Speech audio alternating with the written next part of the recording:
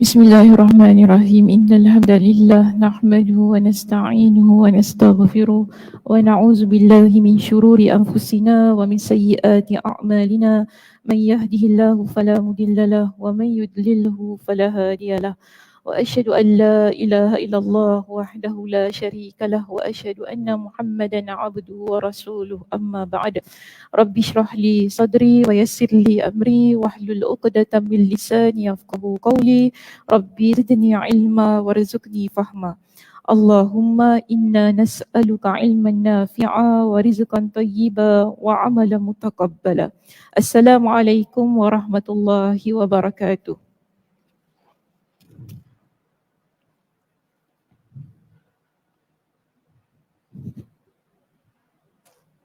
Ketawa silau lah bahang. Bahang sekarang cuaca kan? Ke saya seorang yang rasa bahang? Ke bahang suasana masjid yang dah buka lebih luas ni? Masya Allah. Silau tak apalah, ada nur.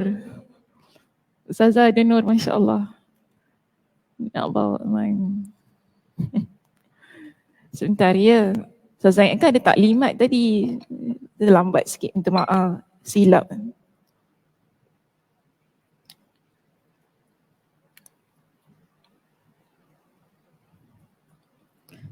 Semua sihat hari ini? Alhamdulillah.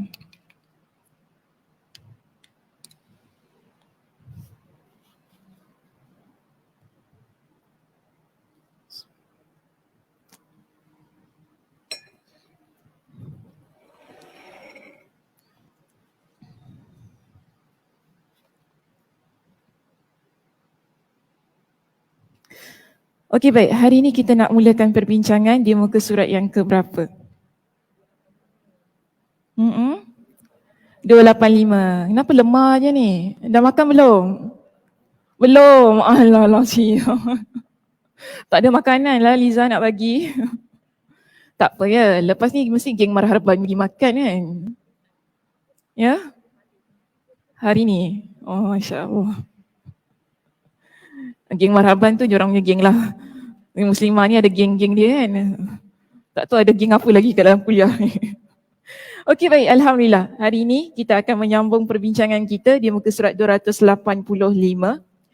Di bab kita yang kedua bagi topik apa namanya?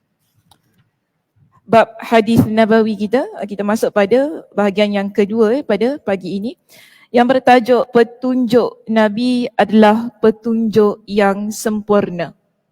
Okey? Semua dah bersedia? Sudah. Jom kita mula. Ada siapa nak bacakan untuk saya?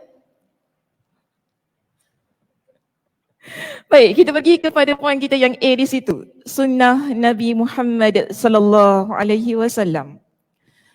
Sebelum kita masuk, apakah ini maksudkan dengan sunnah?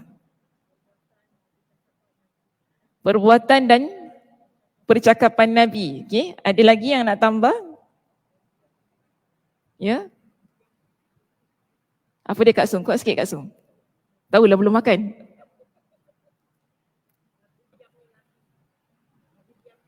Nabi diamkan, takrir kita panggil takrir.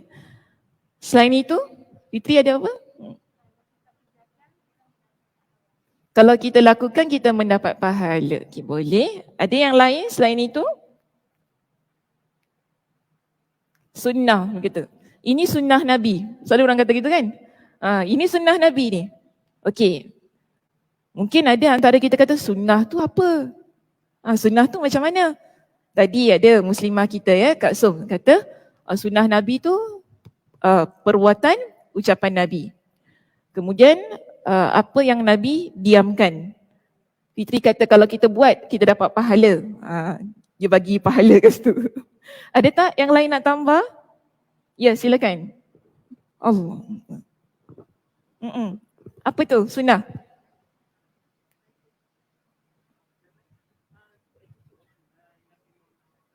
Sorry. Nak kira depan lagi. Macam mana? Good attitude? Good attitude. of Nabi Muhammad sallallahu alaihi wasallam, iaitu etika yang baik, perbuatan yang baik daripada Nabi sallallahu alaihi wasallam. Baik, di kalangan para ulama, ulama hadis terutamanya bersepakat bahawa maksud sunnah itu adalah sama sebagaimana maksud hadis. Ya, maksud sunnah adalah sama sebagaimana maksud hadis. Yang mana bila kita kata itu adalah sunnah Nabi, ia merupakan sesuatu yang kita sandarkan kepada Nabi sallallahu alaihi wasallam pada sudut qaulin au fi'lin au taqririn au sifatin. Ada 4 perkara penting bila kata ini sunnah Nabi sallallahu alaihi wasallam, kita lihat ia sebagai yang disandarkan kepada Nabi sallallahu alaihi wasallam. Okey, sunnah Nabi kita bagi kepada 4. 1, kata-kata Nabi, iaitu ucapan, perbuatan, ucapan, perkataan. Kemudian perbuatan Nabi sallallahu alaihi wasallam. Seterusnya takrir. Takrir ni maksudnya pengakuan. Maknanya Nabi acknowledge lah, walaupun Nabi tak buat perkara itu, kan Nabi diamkan sebagaimana tadi yang Kak Sum kata, Nabi diamkan perkara tersebut. Nabi tak buat, tapi Nabi lihat ada sahabat yang buat. Depan Nabi, dan Nabi tak buat. Tapi Nabi tak kata apa-apa. Di sini kita panggil sebagai pengakuan ya dari Nabi sallallahu alaihi wasallam. Dan seterusnya sifat. Ni macam tadilah kakak kata, attitude, kan? Perilaku Nabi sallallahu alaihi wasallam. Maksudnya sifat-sifat Nabi sallallahu alaihi wasallam. Bagaimana Nabi jalan, bagaimana Nabi bercakap, bagaimana Nabi sallallahu alaihi wasallam berpuasa, nak bulan Ramadan ni. Bagaimana Nabi sallallahu alaihi wasallam bergaul sesama manusia dengan haiwan. Ini semua kita panggil ia sebagai sifat yang ada pada Nabi sallallahu alaihi wasallam. Tidak kira sama ada sifat itu kita baca ketika sebelum Nabi diangkat sebagai seorang nabi ataupun setelah Nabi sallallahu alaihi wasallam menjadi nabi. Jadi tak kira, maknanya sejak Nabi lahir tu, kalau begitulah sifat Nabi, begitulah yang kita lihat ia sebagai sunnah. Jadi ini semua dipanggil sebagai sunnah Nabi sallallahu alaihi wasallam yang kita ikut ia sebagai petunjuk dalam kehidupan kita. Satu perkara yang penting juga ingin saya tekankan bila kita kata ia sunnah Nabi, mesti ada dalil. Okey? Dalil maksudnya mesti ada bukti. Mesti ada hadis Nabi sallallahu alaihi wasallam yang menunjukkan perkara itu. Kita tidak boleh create, maknanya kita tak boleh buat sesuka hati kita, kita kata ini sunnah Nabi. Padahal Nabi tak buat. Kan? Saya selalu bacalah.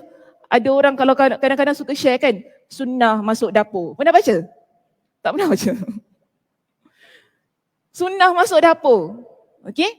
Actually tak salah je masuk dapur nak baca doa apa kan? Tak salah. Saya tak kata apa panduan itu adalah panduan yang tak bagus. Bagus panduannya. Cuma yang salah sekarang ini apabila kita sandarkan ia kepada Nabi. Kan kita kata, oh sunnah Nabi ni kalau pegang senduk baca ni. Sunnah Nabi kalau buka Allah, belum. Terperanjat cik, sampai jatuh rehal dia. Gurau ya cik, terperanjat tu jatuh. Saya pun terperanjat juga. Subhanallah, la haula wala quwwata illa billah. Rosak je dia punya ni. Ada yang lain tak? Boleh? Kesian ni. Kehusyuk sangat tu dengar saya berbual. Sampai terperanjat. Baik. Kemudian kita kata, oh Nabi SAW bila Nabi nak tabur garam dekat atas makanan ni, Nabi baca doa ni. Tapi betul ke? Okay, persoalannya, betul ke Nabi SAW melakukan hal yang sedemikian? Kerana kita mesti ada dalil. Ya, menunjukkan perkara itu. Baru kita kata ini sunnah Nabi SAW.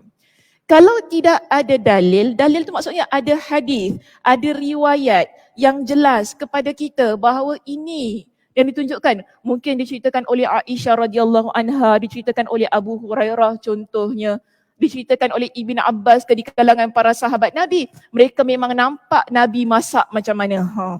Baru kita kata itu sunnah Nabi SAW.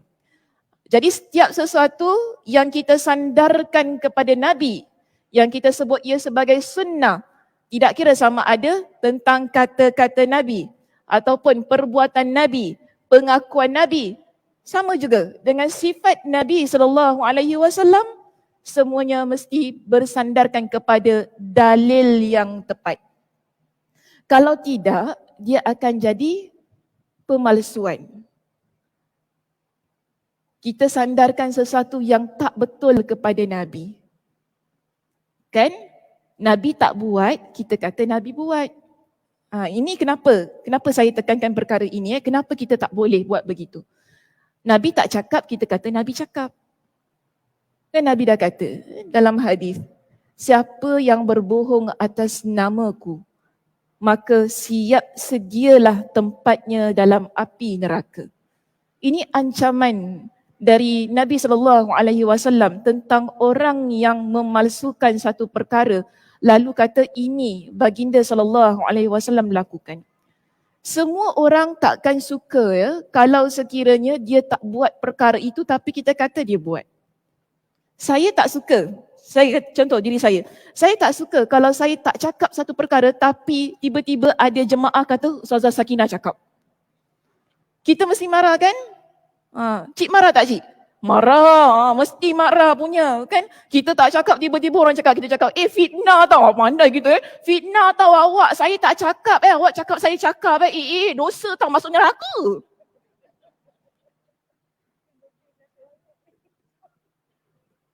Taklah cik tak cakap gitu. Saya act saja. Action lebih saya. Maknanya kita marah kan? Okay, jiwa kita, jiwa raga kita kata, aku dunia akhirat lah aku tak terima kau cakap pasal aku. Kita tak terima. Kalau kita ni yang manusia biasa, kita tak boleh terima orang sandarkan sesuatu yang bukan kita cakap, bukan kita buat, tapi orang kata kita buat, apatah lagi Nabi SAW. Kerana apa? Bila ia disandarkan kepada Nabi, ia menjadi pensyariatan. Pengamalan kita sebagai umat Nabi SAW. Tapi bayangkan kalau Nabi tak buat, tiba-tiba kita kata Nabi buat. Dia menjadi satu bentuk pembohongan. Amalan yang salah. Baik, ini kita maksudkan dengan sunnah Rasulullah SAW. Secara umumnya. Baik, seterusnya kita lihat pada penerangan di perenggan yang pertama di situ. Petunjuk yang sempurna. Baru nak masuk Ustazah. Petunjuk yang sempurna adalah petunjuk Rasulullah SAW. Kerana petunjuk baginda ini telah memenuhi semua hal yang dituntut di dalam Islam dan ihsan. Islam maknanya apa? 5 perkara rukun Islam kita. Ihsan, kita beribadah kepada Allah seolah-olah kita melihat Allah, tapi kalau kita tidak melihat Allah, maknanya kita memanglah tak boleh lihat Allah kan, tapi kita dapat rasakan seolah-olah Allah itu melihat kita. Ini dipanggil sebagai ihsan. Jadi Nabi SAW, baginda telah memenuhi semua hal yang dituntut dalam kedua perkara itu.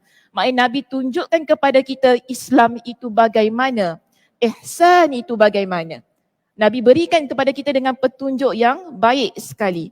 Namun, di sini Imam Ibn Al-Qayyim Al-Jauziyah ketika dia mengupas tentang isu sunnah ini, dia kata walaupun Nabi SAW adalah insan yang sempurna, yang menunjukkan kepada kita secara sempurna juga apa itu Islam, apa itu ihsan. Tetapi di sini dia kata kekuatan tekad dan kedudukan yang mulia di sisi Allah Subhanahu Wa Taala. Nabi ada kesempurnaan, Nabi ada kekuatan tekad, Nabi ada kedudukan yang mulia di sisi Allah Subhanahu Wa Taala. Namun baginda terus melakukan solat malam hingga kedua kaki baginda bengkak. Ini kesempurnaan yang ada pada Nabi SAW. Hingga perkara tersebut menjadi persoalan pada diri Aisyah radhiyallahu anha. Bila Aisyah tengok Nabi ni kan, dalam hadis yang diriwayatkan oleh Imam Al-Bukhari, diceritakan dalam riwayat ini, Aisyah radhiyallahu anha dia meriwayatkan, dia kata, anna nabiyya Allah sallallahu alaihi wasallam, sesungguhnya Nabi Allah sallallahu alaihi wasallam, iaitu Nabi kita Muhammad sallallahu alaihi wasallam, kana yaqumu minal lail, dia bangun malam, yang mana hatta tatafattara qadamahu, sehingga telapak kaki Nabi ni dia bengkak. Ni Aisyah, Aisyah cerita ni isteri Nabi, maknanya dia nampak dengan mata dia sendiri bagaimana ibadah yang dilakukan oleh Nabi SAW. Okay, ada juga di kalangan para ulama yang menterjemahkan maksud tatafattara qadamahu, kakinya merekah. Kering, kaki kering merekah sebab terlalu lamanya berdiri untuk qiyamul lail. Kita qiyamul lail berdiri lama ke tidak? Tak lama, baru tarawih 8 rakaat. Aduh, lamanya imam.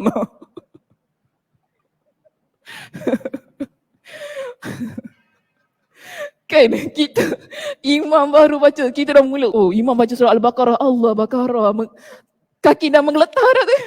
Baru dengar kan, alif lam mim, oh lama Baqarah kau, dah menggeletar dah kaki, belum habis lagi tu muslimah. Itu kita. Nabi SAW kita lihat, Nabi dia salat, ya, dia bangun malam. Sampai maknanya dalam keadaan berdiri, Nabi ni kita kata salat malam Nabi dia selalunya tak sampai 20-24 rakaat, tak sampai tau. Selalunya 8, ganjil 11, 13 begitu. Dalam sunnah menyebutkan. Tetapi Aisyah kata berdirinya lama, rukuknya lama, sujudnya lama. Itu yang Nabi SAW lakukan. Maknanya kalau berdiri lama tu surahnya panjang dibaca oleh Nabi SAW. Tapi saya maklumlah ya, kalau kita berjemaah janganlah ya. Jangan kita bawa panjang-panjang. Takut ada ibu-ibu kita, ayah-ayah kita yang tak berapa kuat lututnya tu kan. Tapi tak apa, ustazah kita boleh duduk kat kerusi. Ya, yang cakap yang senior, yang junior ni pun belum tentu tahan. Ya, cik, kita yang junior ni pun, saya pun kalau mak dia baca Al-Baqarah kau, mula-mula tu kan mesti kata, ni lama ke nak baca setengah muka surat ke je nak baca setengah juzuk kita dah mula ni kan, dah mula fikir kan. Sebab apa? Kita mungkin ada komitmen lain, bukan sebab kita tak boleh berdiri lama. Ustazah Sakinah ada komitmen lain, ada nak mengelak dia kan. Mungkin ialah kita tak tahu siapa dekat belakang kita. Jadi kalau kita ni di kalangan ibu-ibu jadi imam dekat rumah, tapi isteri jangan jadi imam pada suami ya. Siap. Ni siap-siap saya awal ni saya cakap. Tiba-tiba pula suami yang jadilah imam, abang penat malam ni. Tak ada maknanya. Tak ada maknanya. Benda lain boleh. Dalam solat ini, isteri tak boleh jadi imam kepada suaminya. Walaupun isteri dia ustazah Dr. Sakinah Sabtu. Jangan mentang-mentang ustazah, isterinya ustazah, tak apalah. Isteri saya baca Quran lagi bagus daripada saya, biarlah dia jadi imam. Tak boleh. Isteri tidak boleh jadi imam kepada suaminya. Suami yang kena jadi imam. Kalau ada anak lelaki yang jadi imam. Melainkan kalau kita dengan puteri kita lah, kita dengan anak-anak perempuan kita, maknanya belakang ni jemaah wanita, tu tak apa. Tapi jangan pula mentang-mentang jarang-jarang dapat menjadi imam kepada jemaah wanita. Sekali bawa, itu menggeletar lutut tu. Ustazah Sakinah kau, dia jarang-jarang jadi imam, kita panggil dia jadi imam untuk jemaah muslimah. Tiba-tiba dia bawa sekali surah Yasin sekaligus 1 rakaat. Menyumpah. Orang kata, dah 1 malam je aku tarawih dengan dia, lepas tu dah tak payah dah. Tak jadi dah. Tapi yang penting kita nak kata di sini, ya, berkenaan Nabi SAW di dalam baginda ini menjadi insan yang sempurna, kuat tekadnya, memiliki kedudukan yang begitu mulia di sisi Allah Subhanahu wa taala, baginda sentiasa solat malam. Itu sebenarnya yang kita nak ambil pengajarannya. Nabi sentiasa mendekatkan diri Nabi kepada Allah Subhanahu wa taala menerusi solat malamnya. Yang mana tadi saya nak sambung balik hadis tadi yang saya baca separuh jalan tiba-tiba masuk cerita tarawih tu. Aisyah tadi tanya kan kepada Nabi, kenapa engkau solat dalam keadaan yang mana kakimu itu bengkak? Aisyah kata, lima tasna'u hadha ya Rasulullah. Wahai Rasulullah, kenapa engkau buat begini? Maknanya kenapa engkau solat sampai bengkak-bengkak kaki engkau ni wahai Rasulullah? Sedangkan waqad ghafarallahu laka ma taqaddama min dhanbik. Sedangkan Allah Subhanahu wa taala telah mengampunkan dosa engkau yang telah lalu. Lalu Aisyah kata apa? Wa ma ta'akhkhar, dan juga yang akan datang. Nabi SAW menjawab. Bila Aisyah tanya begitu, Nabi kata kepada Aisyah, afala uhibbu an akuna abdan syakura. Apakah tidak boleh untuk aku menjadi seorang hamba yang bersyukur kepada Allah Subhanahu wa taala? Nabi SAW amat bersyukur kepada Allah Subhanahu wa taala kerana menentukan takdir bahawa baginda diangkat sebagai seorang nabi dan rasul. Baginda amat bersyukur di atas semua nikmat mukjizat yang Allah berikan ke atas baginda sallallahu alaihi wasallam. Nabi bersyukur pada setiap sesuatu yang akan diberikan kepada baginda untuk dunia dan akhiratnya. Maka untuk merealisasikan kesyukuran itu, baginda melaksanakan solat malamnya. Jadi kita ni, bila kita ada sesuatu yang baik-baik berlaku dalam hidup kita ni kan, antara cara untuk kita menunjukkan rasa syukur kita kepada Allah ialah menerusi qiyamul lail kita, tahajud kita, solat malam kita. Tapi tak semestinya kalau kita ni ditimpa dengan kebaikan sahaja. Jika sekiranya ada perkara yang tidak baik juga, kita amat dianjurkan untuk bangun malam, melaksanakan solat sunat tahajud kita ni, ataupun solat malam kita lah. Sebab solat malam ni dia bermula selepas solat Isyak. Sebab itu kita solat sunat tarawih kita ialah selepas solat Isyak. Tahajud ni selalunya kebiasaan kita buat setelah kita tidur, lalu kita bangun. Itu pada jam 2-3 pagi begitu keadaan dia. Tapi keseluruhannya kita panggil ia sebagai solat malam. Jadi Nabi SAW, baginda, dia sentiasa melaksanakan solat malam ini kerana apa? Dia kata kepada Aisyah, dia ingin jadi hamba Allah yang bersyukur kepada Allah Subhanahu wa taala.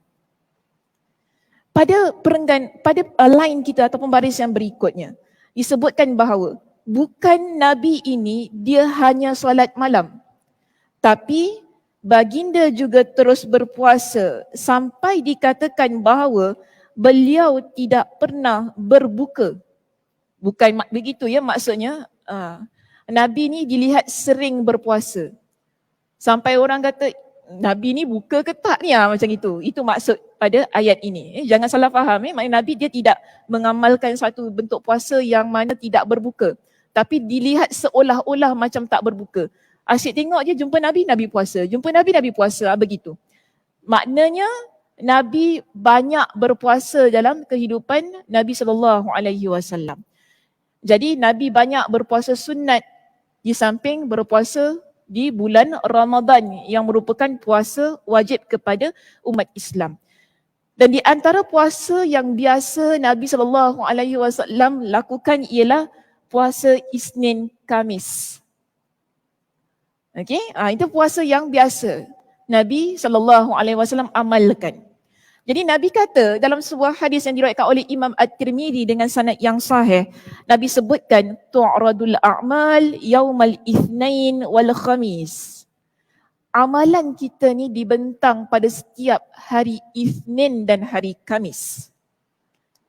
Amalan kita ada seminggu kan, setiap dalam satu minggu ni hari Isnin, hari Khamis akan dibawa amalan kita naik, dibentangkan di hadapan Allah Subhanahu wa taala.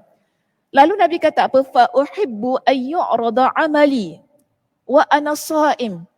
Maka sebab itu aku suka ketika dibentangkan amalan aku di hadapan Allah, aku dalam keadaan yang berpuasa. Jadi maknanya dalam keadaan yang beramal ibadah. Ketika amalan kita dinaikkan, maksudnya amalan kita tu dibentangkan di hadapan Allah pada setiap hari Isnin dan hari Khamis, Nabi kata Nabi lebih suka ia dibentangkan dalam keadaan baginda berpuasa. Sebab tu Nabi mengamalkan puasa Isnin dan Khamis. Selain itu dalam riwayat Imam Al-Bukhari, tadi saya baca dalam riwayat Imam At-Tirmidzi dengan sanad yang sahih. Abu Hurairah radhiyallahu anhu dia ada menyebutkan tentang wasiat Nabi sallallahu alaihi wasallam. Abu Hurairah radhiyallahu anhu dia kata apa? Ausani khalili bi thalathin. Ausani khalili bi thalathin. Kekasihku iaitu Nabi sallallahu alaihi wasallam. Abu Hurairah dia melihat Nabi sallallahu alaihi wasallam sebagai orang yang dia cinta, orang yang dia sayang sangat-sangat, lalu dia menggunakan perkataan khalili, teman yang amat aku cinta, amat aku kasihi. Jadi Abu Hurairah radhiyallahu an dia kata apa? Ausani khalili bi thalathin. Kekasihku, teman yang aku sayang telah mewasiatkan kepada aku dengan 3 perkara. Wasiat Nabi SAW kepada Abu Hurairah yang pertama, yang mana Abu Hurairah kata apa? La ada'uhunna hatta amuta. Yang mana 3 perkara ini aku tidak akan tinggalkan dia sampailah aku meninggal dunia. Pertama, Abu Hurairah radhiyallahu anhu menyebutkan saumi 3 ayyam min kulli syahr. Berpuasa pada setiap bulan, berpuasa 3 hari pada setiap bulan. Berpuasa 3 hari pada setiap bulan. Ni yang pertama. Kedua, Abu Hurairah radhiyallahu anhu dia kata apa? Wa salatid duha. Dan salat sunat duha. Ketiga, wa naumin ala witrin.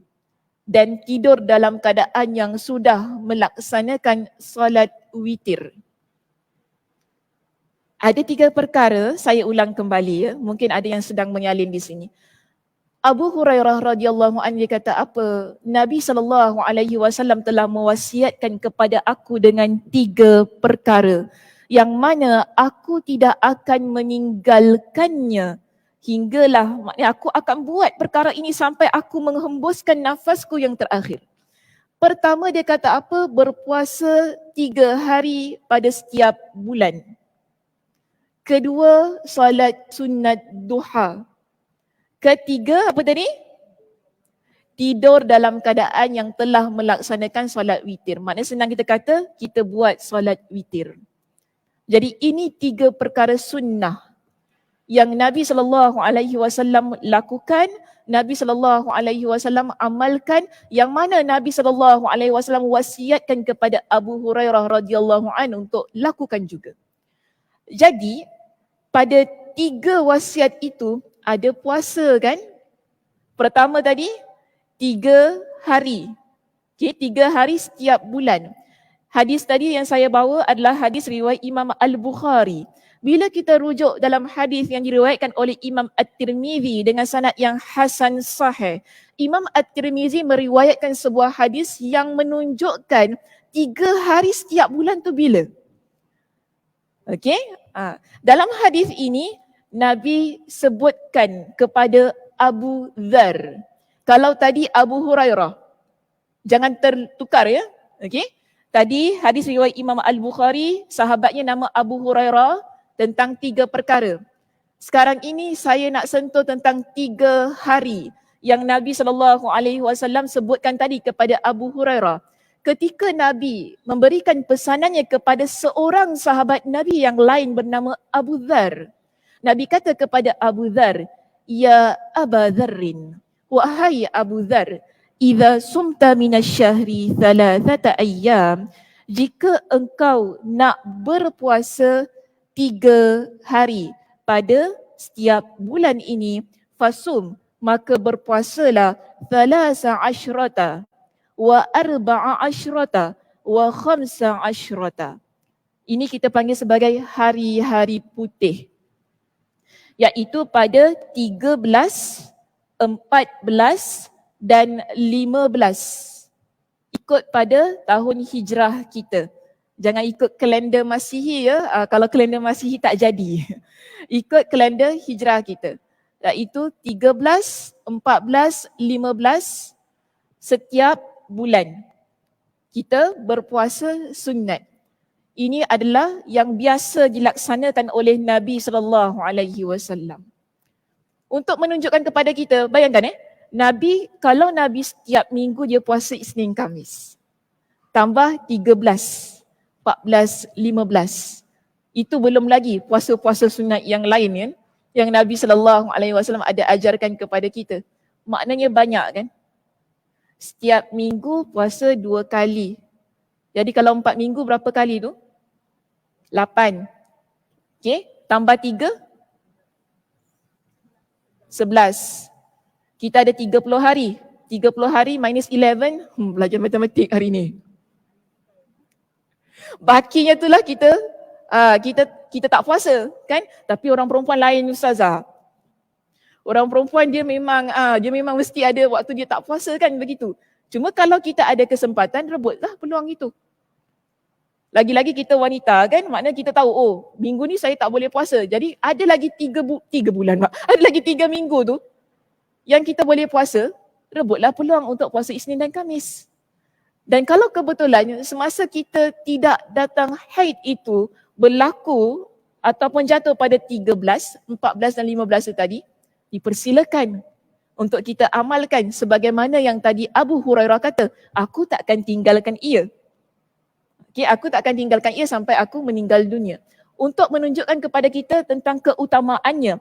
Dalam riwayat yang lain, Nabi SAW menyebutkan bahawa berpuasa pada 13, 14 dan 15, ganjaran pahalanya seperti berpuasa setahun. Ganjaran puasanya begitu. Sebab itu ramai antara kita yang mengamalkan puasa tersebut. Jadi ini yang Nabi SAW lakukan. Seterusnya, okay, kita lihat pada baris yang berikutnya. Bahkan Nabi SAW tetap berjihad di jalan Allah, sentiasa bergaul dengan para sahabat dan tidak menutup diri dari mereka dan tidak meninggalkan amalan-amalan nafilah iaitu sunnah dan bacaan-bacaan doa untuk menghadapi segala sesuatu yang datang dari luar yang tidak mampu ditaklukkan oleh kekuatan manusia. Tadi pertama, kita sebut Nabi SAW baginda solat sunat, solat malam senang panggil kita. Solat malam. Kedua, Nabi banyak berpuasa. Ketiga, Nabi pergi ke medan jihad. Ini dalam konteks Nabi SAW ya pada waktu itu. Kemudian seterusnya, Nabi sentiasa bergaul dengan para sahabat dan tidak menutup dari mereka. Maknanya Nabi tak mengasingkan diri Nabi.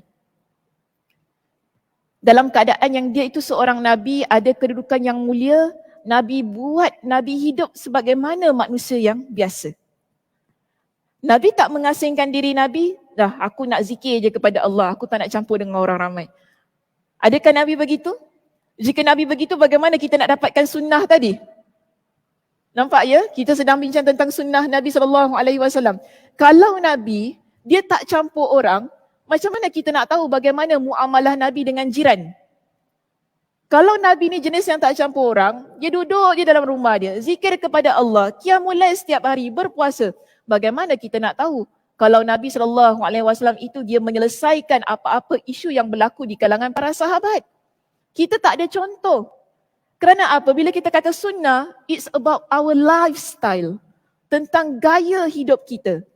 Ya, Jadi kalau kita nak ada satu gaya hidup yang mana berpandukan kepada sunnah Nabi SAW itu tadi, kita juga perlu tahu bagaimana Nabi berbual dengan orang ramai. Bagaimana Nabi dengan kanak-kanak contohnya. Nabi dia bergaul, maknanya dia kalau ada non-Muslim datang bagaimana Nabi bermuamalah dengan mereka. Makna sosial Nabi tu bagaimana. Jadi ini dipanggil sebagai sunnah. Sebab itu dalam sebuah hadis yang lain Nabi ada ingatkan kepada kita. Okey, dalam sebuah hadis yang diriwayatkan oleh Imam At-Tirmizi dengan sanad yang sahih, Nabi kata apa? Al-muslimu idza kana mukhalitan nas. Seorang muslim jika dia itu bergaul dengan orang ramai, wa yasbiru ala adahum, dan dia bersabar di atas keburukan mereka. Kita ni kalau bercampur, maksud kita bergaul dengan orang ramai, kita mesti tahu, mesti ada benda yang menyakitkan berlaku pada diri kita. Sebab tu kadang-kadang ada orang malas lah nak campur, macam tu kan, ayat dia kan, malas lah nak campur, nanti balik-balik aku juga yang sakit hati. Ya, macam itu ayat dia. Malas lah nanti sakit hati lah apa, dia malas. Dia tak nak campur orang. Baiklah duduk rumah sudah, tak payah ada kawan pun nanti backstab. Ada kawan tiba-tiba tikam belakang kita, macam tu, tak baguslah ada kawan ni.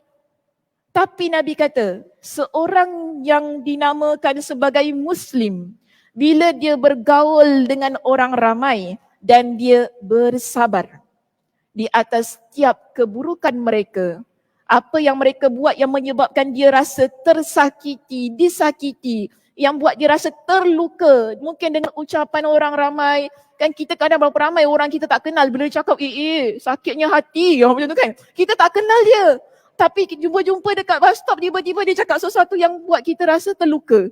Maknanya disakiti kan, kita sabar waktu tu. Dah sudah, ya, orang tu pun tak kenal kita, agaknya dia salah orang. Macam hari itulah pergi mana, pergi Geylang. Cerita, pergi cucak komplek, tiba-tiba orang tu, kita kan pakai mask kan, mungkin dia salah orang lah. Dia tegur saya biasa pergi Geylang, orang mesti tegur saya kan, itu kan. Makcik-makcik yang ustazah apa khabar ya, kita tak tahu makcik mana satu, kuliah mana, kuliah Gufran ke, kuliah dekat Naim ke, kadang-kadang kita sebab makcik ramai, makcik ramai, jemaahnya ramai, kita tak kenal, orang tegur kita, kita beri salam. Kadang-kadang orang tak pernah pun jumpa kita, dia tengok kita online kan, dekat Facebook live ke apa kan, dia biasa tengok kita, dia tegur kita, alhamdulillah lah, Masya Allah kan, maknanya ada ukhuwah di situ. Datang seorang kakak ini tegur saya, Assalamualaikum, gitu. Saya pusing, Waalaikumsalam. Ya, kita biasalah ya, people person. Kita, ya apa khabar? Saya, ya apa khabar? Tiba-tiba dia kata apa? Kesian.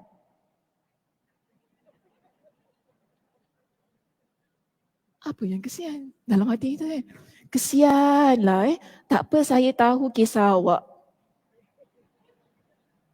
Kisah apa? Tapi tak cakap, kita macam terkesima Orang tanya gitu, dia cakap gitu kan, tak apa ya, jaga diri baik-baik, jaga anak-anaknya baik-baik. Dia cakap gitu dengan saya. Yes, confirm salah orang ni. Bila masa aku ada anak, confirm salah orang ni. Tak kisah apa yang kesian sangat tu. Maksud kan? Terus saya kata, okey, ya kecik, saya minta diri dulu ya. Okey, tak apa. Ya, jaga diri baik-baik. Sian. Macam nak cakap, kesian cik salah orang. Tak baik pula dia cakap gitu kan. Tapi saya rasa macam mana perasaan dia, macam kenapa dia cakap tentang apa waktu tu. Kan orang tu tak kenal, kita rasa lain macam kan. Dia cerita pasal apa? Dia tahu ke kisah aku? Macam gitu kan. Dia tahu ke kisah aku? Tapi dia siapa? Kita rasa begitu. Dalam keadaan yang mana kita pun terfikir-fikir, tapi tak apalah, kita sabar. Kalau ikutkan rasa, malasnya nak jumpa orang, penat tak jumpa orang, betul, penat jumpa orang ni. Semua jumpa orang nak jumpa, ya apa khabar, Assalamualaikum kan. Dah macam parrot dah saya ni, ya apa khabar, sihat, kuliah mana, ya saya tak kenal, macam itu. Keadaannya sedemikian, tapi kita bersabar, berhadapan dengan orang ramai, ya, kita melayani dengan baik orang ini. Nabi kata apa? Khair. Kita memilih keadaan yang mana kita nak bergaul dengan orang ramai. Kita nak bercampur dengan orang ramai. Kita nak ada hubungan komunikasi dengan orang ramai. Itu adalah lebih baik. khairun minal muslim, lebih baik daripada seorang muslim allazi la yukhalitun nas, lebih baik daripada seorang muslim yang mana dia tak nak bercampur dengan orang ramai. Wala yasbiru ala adahum, dan dia tak nak bersabar di atas keburukan orang ramai ataupun yang inilah benda-benda yang buat kita sakit tu. Dia tak nak sabar. Sebab tu dia rasa lebih baik saya duduk rumah, saya buat hal saya beribadah kepada Allah Subhanahu Wa Taala, tak payahlah nak ada kenal-kenal ke apa kan, muslimah-muslimah ni ya. Tak payah tiba-tiba Kak Som kenal dengan dengan Kak Nisa, tiba-tiba orang Woodlands kawan dengan orang Tampines ni, tiba-tiba dia semua hidup kita ada banyak tiba-tiba tau. Tiba-tiba jadi musuh, na'udzubillah tidaklah. Tu saya bagi contoh saja. Tapi kita kata ada kan? Ada keadaan-keadaan yang kita tak dapat elakkan takdir Allah Subhanahu Wa Taala. Dah baik, tiba-tiba tup, dah tak kawan. Satu duduk ujung sana, satu duduk sana. Tak ada saudara terlambat. Bukan sebab tak kawan saudara. Yelah, tapi kita tak nafikan berlaku hal yang sedemikian. Satu duduk ujung sana, dah kenapa? Balik kuliah dah, menonong je. Kalau duduk, apa khabar? Peluk sana, peluk sini. Walaupun orang kata tak boleh peluk, nak peluk juga. Tak apa, rindu kita dengan awak gitu. Tapi bila dah gaduh, ya Allah, ya Tuhanku, bayang dia pun aku tak nak nampak. Menyampah macam tu keadaan dia. Tapi Nabi kata, kita sebagai seorang muslimah, ya, bila kita ni nak ada rasa bergaul dengan orang ramai, lalu kita bersabar. Mungkin ada perkara-perkara yang kita tak dapat elakkan lah, ya, berlaku dalam hidup kita ni, yang di luar jangkaan kita. Itu lebih baik daripada kita mengurung diri kita, tak nak bercampur dengan orang, kan? Tak nak sabar dengan apa yang orang lakukan ke atas diri kita. Kerana apa? Nabi tunjukkan kepada kita, baginda adalah orang yang bergaul dengan orang ramai. Walaupun Nabi ni ramai musuh. Nabi ramai musuh. Kalau kita nak kata Nabi ni senang macam ni. Kalau Nabi dia tak nak bergaul dengan orang ramai pun dia tak ada hal tau, tak ada masalah. Sebab Nabi ni confirm masuk syurga. Betul tak? Nabi tu Allah Subhanahu Wa Taala dah muliakan. Tapi Nabi boleh kata, tak nak lah, buat apa? Lebih baik duduk je beribadah. Aku kalau tak bergaul dengan orang ramai pun, aku masuk syurga. Kan tak payah aku nak bersabar dengan orang-orang perangai manusia ni. Tak payah ada musuh. Sampaikan kepada orang dah sudah. Kan berdakwah, beriman kepada Allah, beriman kepada Rasulullah, berdakwah kepada mereka supaya jadi orang yang baik, muslimah yang salihah dah sudah. Duduk dalam rumah, buat hal masing-masing. Tapi Nabi SAW tidak mengamalkan kehidupan yang sedemikian. Ada musuh, yes, kita berhadapan dengan musuh itu. Ini Nabi.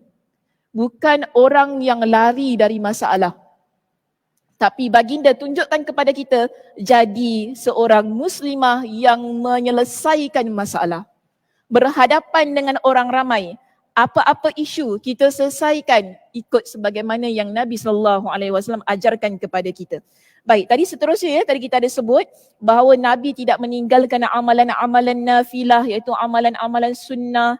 Tadi pun ada ada 3 perkara yang dah kita sebutkan dalam hadis Abu Hurairah tadi. Itu dipanggil sebagai amalan-amalan sunnah. Nabi berpuasa sunat, Nabi SAW bersedekah. Ya, Nabi SAW menjadi seorang insan yang mana baginda ini sentiasa melaksanakan solat sunat qabliyah, ba'diyah. Ada banyak perkara-perkara sunat yang lain Nabi SAW laksanakan. Dan terakhir pada poin kita di situ, ditunjukkan kepada kita bahawa baginda adalah insan yang sentiasa berdoa kepada Allah Subhanahu Wa Taala. Nabi tak lekang dari doa. Sebab itu kita ni dalam hidup kita, start kita nak tidur tadi malam kan, sampai kita bangun tidur, sampailah nanti kita nak tidur balik, ada je doa. Ya, Nabi SAW ajarkan kepada kita. Ada doa tidur, ada doa mimpi, nampak ya? Mimpi baik baca apa, mimpi tak baik macam mana, kan? Terkejut masa bangun tidur ada doanya. Kita tengok bulan pun ada doa. Nabi ajarkan pelbagai macam doa. Kan? Nampak hantu ada doa? Ada.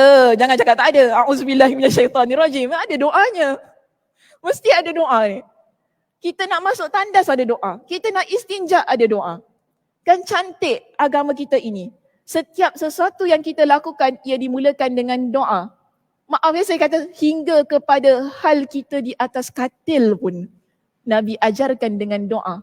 Maksudnya atas katil tu ialah, bila suami isteri nak bersama pun, Nabi ajarkan dengan doa. Ada adab. Iaitu dalam keadaan kita terlampau seronok, terlampau suka apa pun, kita ingat kepada Allah Subhanahu Wa Taala. Kita menjadi seorang hamba yang mana sentiasa meletakkan Allah Subhanahu Wa Taala di tempat yang paling atas. Sebab itu kita ada pelbagai macam doa yang kita amalkan dan kita baca. Inilah Nabi SAW yang nak dikatakan pada perenggan sunnah Nabi Muhammad SAW di sini. Dalam keadaan baginda itu adalah seseorang yang dipanggil sebagai Nabi dan Rasul. Ada kedudukan yang mulia di sisi Allah Subhanahu Wa Taala. Nabi SAW dilihat sebagai insan yang sempurna, tetapi Nabi tidak meninggalkan amal ibadah. Nabi sentiasa mendekatkan dirinya kepada Allah Subhanahu Wa Taala. Dalam masa yang sama, Nabi menunjukkan kepada kita bagaimana baginda adalah insan yang sentiasa menjaga hubungan sesama manusia. Sunnah baginda begitu. Sebab itu bila kita rujuk pada perenggan yang berikutnya ataupun pada subtopik kita yang B di sini berkenaan dengan syariat Islam, dijelaskan kepada kita Allah Subhanahu Wa Taala memerintahkan para hambanya agar melaksanakan syariat Islam dengan aktiviti zahir mereka. Okey, itu maksudnya aktivitas lahir, maksudnya aktiviti zahir kita, dan melaksanakan hakikat iman dengan aktiviti batin mereka. Daripada sunnah Nabi itu tadi, kita nampak begini ya.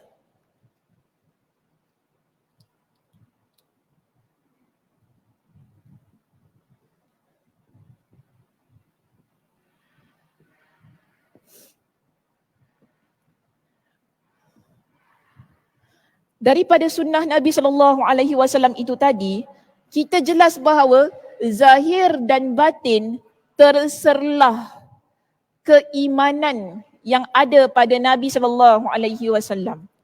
Bukan hanya pada batinnya, tapi pada zahirnya juga dapat dilihat tentang keimanan tersebut.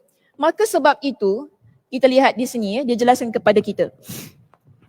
Tidak akan diterima salah satu dari keduanya, iaitu syariat Islam dan hakikat iman.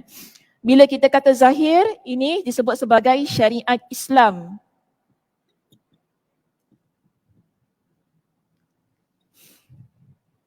Jika kita kata batin, ialah bermaksud hakikat iman kita.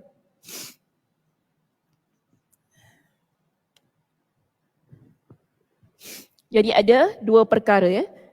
Tidak akan diterima salah satu dari keduanya, iaitu syariat Islam dan hakikat iman, kecuali bila keduanya dilakukan secara berdampingan. Syariat Islam berkaitan dengan zahir kita, hakikat iman berkaitan dengan batin kita yang dalam ini, dia berjalan selari. Kita tidak boleh pisahkan kedua-duanya. Bila kita kata kita ada iman, bermakna kita perlu laksanakan syariat Islam. Kerana apa? Ia adalah sunnah Nabi SAW.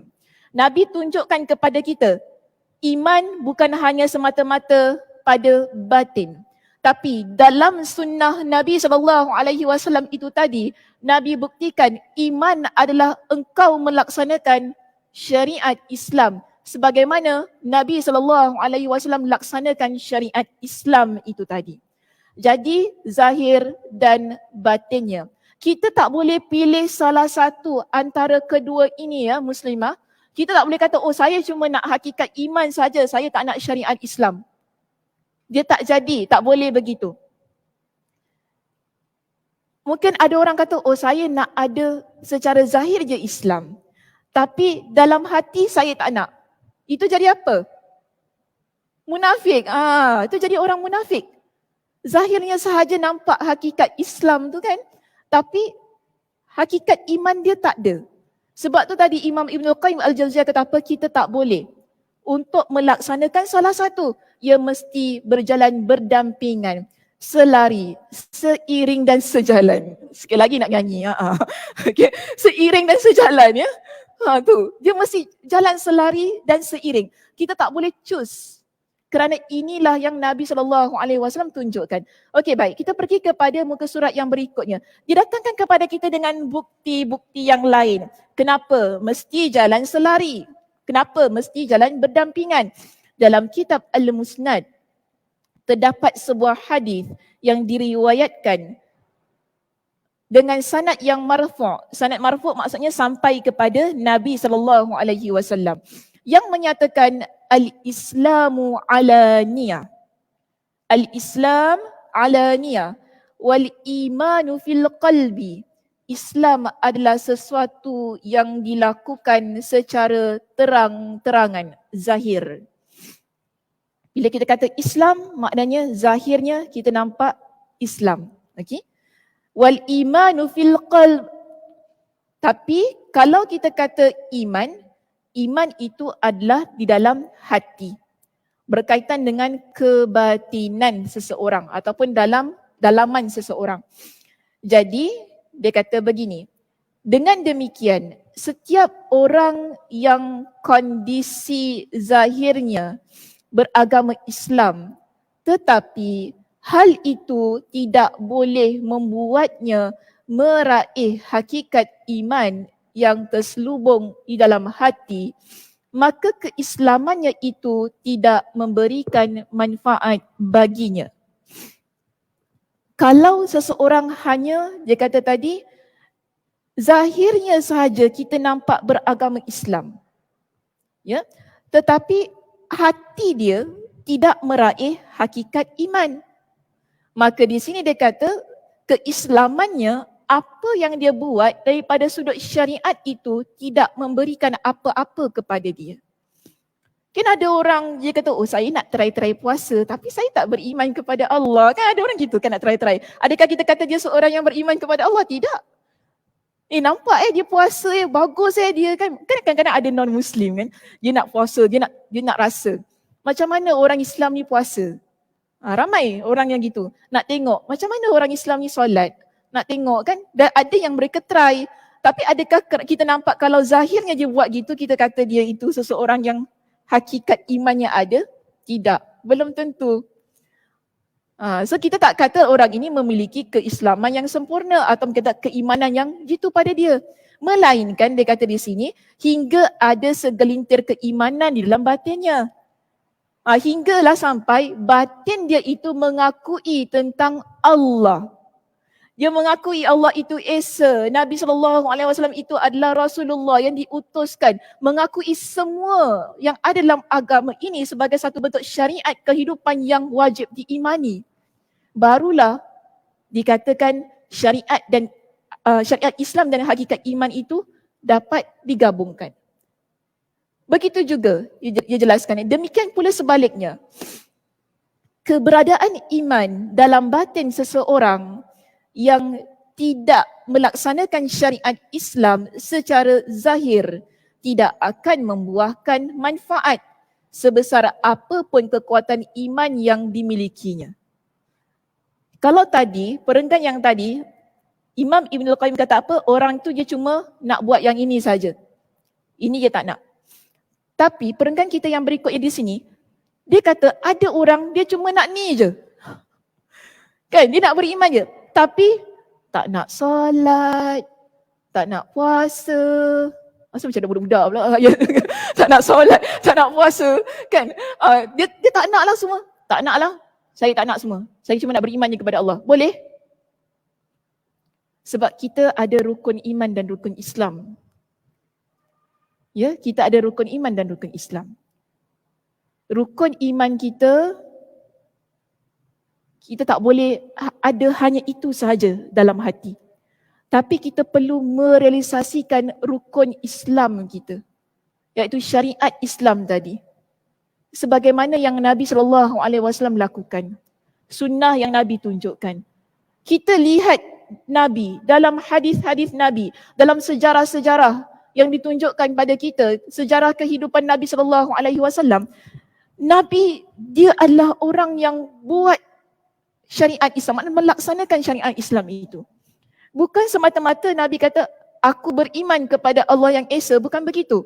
Tetapi Nabi SAW secara jelas, tidak ada sebarang kita kata yang Nabi nak selindungkan daripada kita ni berkenaan dengan amalan. Nabi tunjukkan dengan jelas bagaimana solat, ambil wuduk, bagaimana semuanya untuk menunjukkan bahawa agama Islam, syariat Islam, ia bukan semata-mata tentang hakikat keimanan, tetapi syariat Islam kita ia berkaitan juga dengan pengamalan kita, iaitu amal ibadah, solat, puasa, bayar zakat, pergi haji dan segala-galanya. Kita yakin tentang hal itu. Ya, kemudian dia tutup perbincangan kita di sini dengan satu perenggan. Yang mana dia kata, oleh sebab itu seandainya hati seseorang telah luluh oleh rasa cinta dan takut kepada Allah, namun hal itu tidak diiringi dengan pelaksanaan ibadah sebagaimana diperintahkan dan tidak disertai dengan pelaksanaan syariat yang bersifat zahir, maka rasa cinta dan takut itu tidak akan dapat menyelamatkannya dari api neraka. Seperti halnya seseorang yang melaksanakan Islam secara zahir, tetapi tidak terdapat hakikat iman di dalam hatinya, maka yang demikian pun tidak dapat menyelamatkannya dari api neraka. Disebutkan bahawa jika kita memilih hanya salah satu antara dua perkara ini, kita hanya nak pilih tentang iman sahaja, kita tak nak beramal. Ya, sampai matilah kita kata, saya tak nak beramal. Tapi ada orang dia tak nak beramal tu bukan sebab dia tak tahu, ya, bukan sebab dia refuse, tapi mungkin dia kata dia tak bersedia dah, apalah tu masalah manusia. Banyak sangat dia punya reason lah, excuse yang dikemukakan. Tapi yang kita nak kata di sini, kalau kita cuma memilih salah satu saja, perenggan kita yang terakhir kata apa? Ia tidak boleh menyelamatkan kita daripada api neraka. Walaupun kita ada rasa cinta yang begitu mendalam kepada Allah. Kan dia kata tadi, kalau kita ada rasa cinta yang begitu mendalam, cinta yang begitu luluh ni dalam hati ni, begitu betul-betul ada dalam hati kita, tapi kalau kita tak nak beramal, kita kata amal ni tak perlu, amal ni semua benda-benda yang tak payah nak lakukan. Macam contoh orang kata kita ni tak apa, niat je, tak payah sembahyang, boleh masuk syurga? Wallahualam lah, ya. Cuma di sini yang kita belajar secara teorinya ialah keadaan yang sedemikian tidak boleh menyelamatkan seseorang daripada api neraka. Sebab itu Nabi SAW menyebutkan, ya, Nabi bersabda dalam hadis yang diriwayatkan oleh Imam Muslim, "Dzaqa ta'mal iman man radiya billahi rabba." Seseorang dia boleh merasai kemanisan iman dalam hati dia ini apabila dia redha Allah itu sebagai Tuhannya. Hati dia redha Allah itu sebagai Tuhannya, maknanya dalam hatinya bagus. Lalu Nabi kata apa? Bukan itu sahaja, tetapi dia adalah orang yang mana wabil islami dina.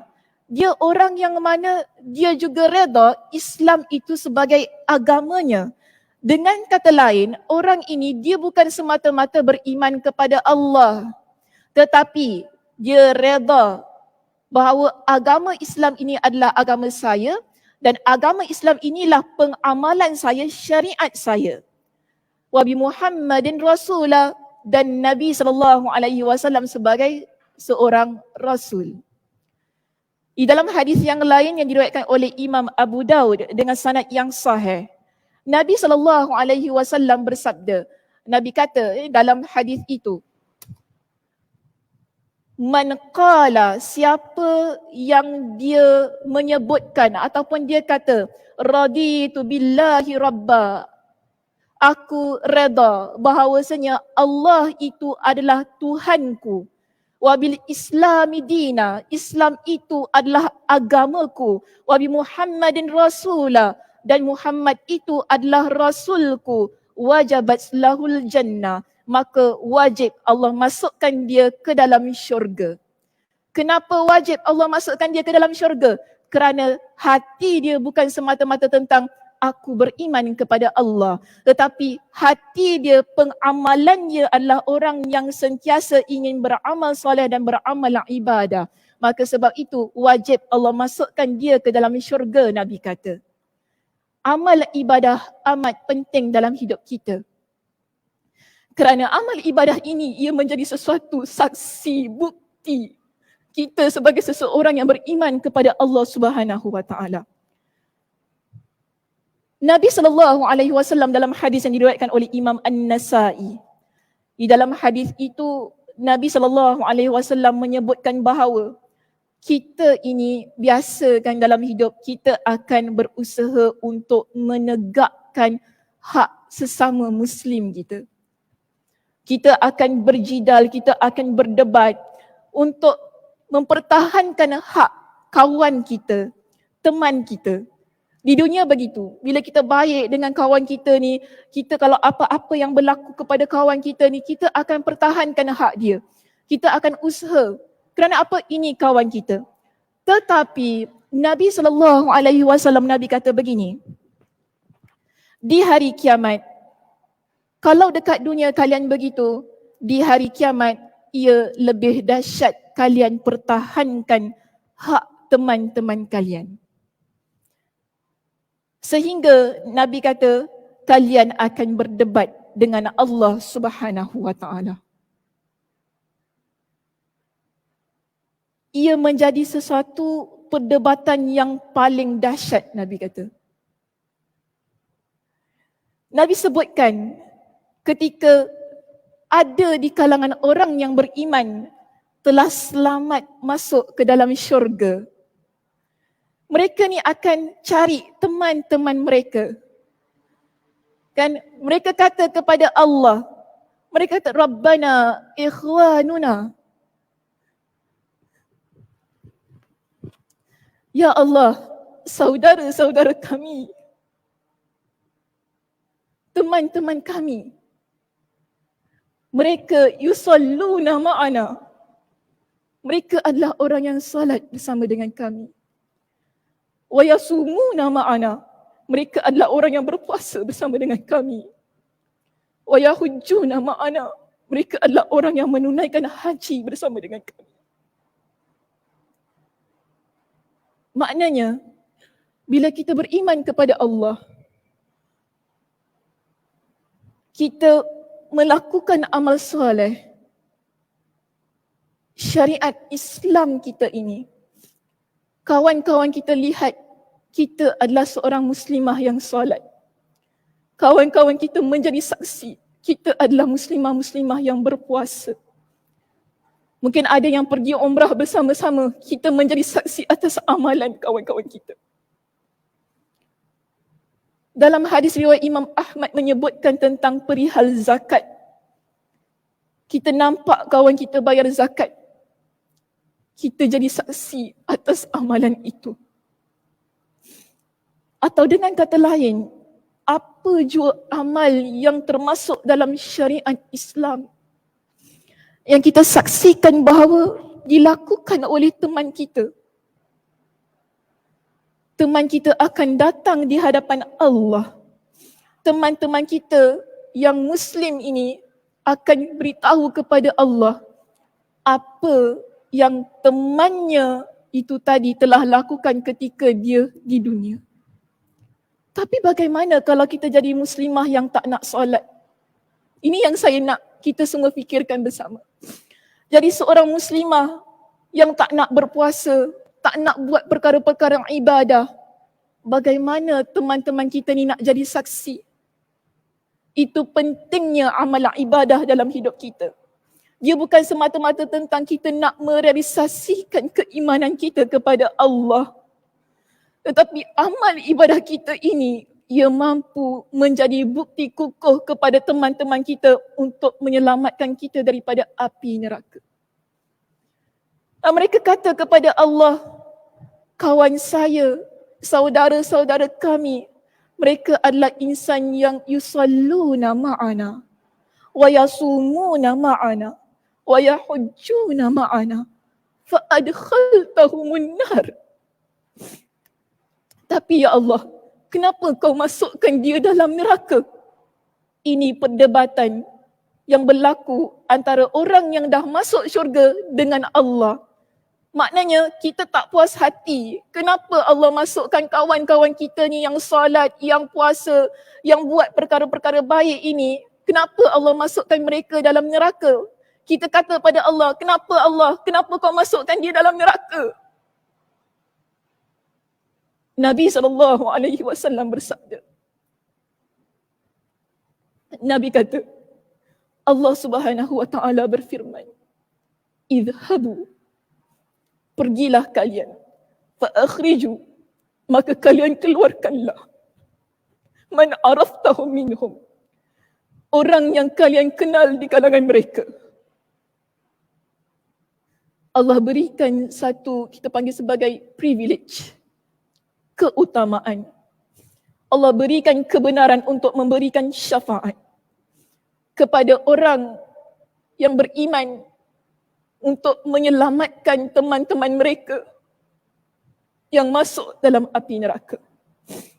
Allah kata kepada orang yang berdebat di hadapan Allah, Allah beritahu kepada mereka yang tak puas hati ni, kenapa kawan kita dalam neraka? Allah pun kata kepada mereka, pergilah kalian, keluarkanlah siapa yang kalian kenal di kalangan mereka. Nabi kata mereka pergi ke dalam neraka. Orang yang beriman ini mereka pergi ke dalam neraka. Mereka keluarkan orang yang mereka kenal, yang mana pada waktu itu ada di kalangan teman-teman mereka. Api neraka sudah memakan kaki mereka. Ada yang mana api neraka itu sudah sampai ke buku lalinya, ke betisnya. Hampir tenggelam juga ada. Tapi mereka berjaya menyelamatkan teman-teman, saudara-saudara mereka di kalangan orang yang beramal ibadah itu tadi. Lalu mereka kata kepada Allah, kami telah keluarkan mereka ya Allah. Allah kata lagi kepada orang yang beriman ini, pergilah lagi, keluarkanlah lagi orang yang mana kalian tahu di dalam hati mereka ada keimanan kepada Allah. Orang yang beriman kepada Allah, yang saya nak katakan begini sebagai penutup perbincangan kita pada pagi ini. Orang yang beriman kepada Allah Subhanahu wa taala, keimanan mereka kepada Allah yang melaksanakan sunnah Rasulullah sallallahu alaihi wasallam dalam kehidupan mereka, ia perlu ditunjukkan juga secara zahirnya agar teman-teman kita dapat melihat, bukan dengan tujuan untuk riak ya, tapi untuk sebagai satu harapan, kerana kita tak pernah tahu di mana kaki kita bakal melangkah. Hidup kita di akhirat, tujuan akhirnya, destinasi akhirnya hanya dua, syurga atau neraka. Kita tak tahu kaki kita ini dia akan melangkah ke mana.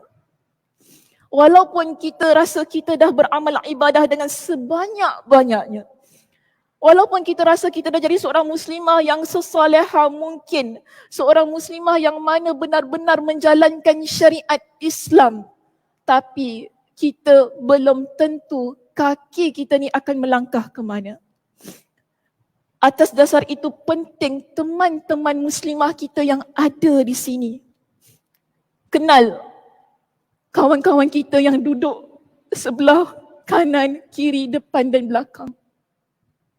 Ambil tahu tentang mereka. Ambil tahu bukan suruh kepo ya. Ambil tahu tu maksudnya kita kenal mereka, kita tahu mereka. Kita jangan menyisihkan diri kita. Kita sesama muslimah, kita tak pernah tahu. Mungkin Kak Som akan cari Kak Nisa, Kak Nisa cari Kak Som kan. Alhamdulillah kita bertemu di syurga. Tapi kalau salah seorang tak bertemu, mereka akan saling mencari. Dan mereka akan tanya di hadapan Allah, mana Kak Nisa? Mana Kak Som? Allah akan berikan keizinan itu. Sebab itu apa pun yang kita buat, amal ibadah kita ikhlas kerana Allah.